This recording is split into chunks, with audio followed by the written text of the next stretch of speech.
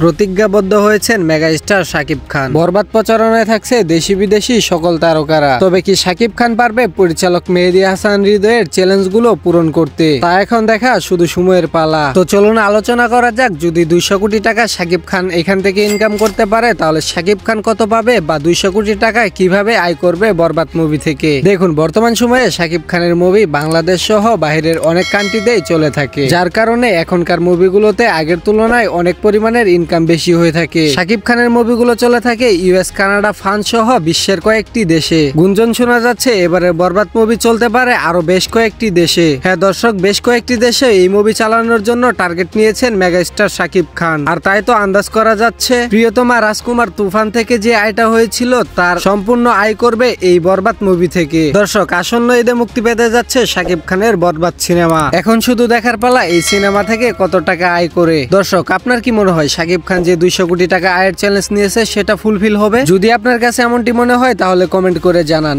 বা বরবাদ মুভি থেকে কত টাকা পর্যন্ত সর্বোচ্চ আয় হতে পারে তাও সেটা কমেন্ট করে জানান। তো দেখা হচ্ছে পরবর্তী কোনো ভিডিওতে। সে পর্যন্ত সকলেই ভালো থাকবেন, সুস্থ থাকবেন। আসসালামু আলাইকুম।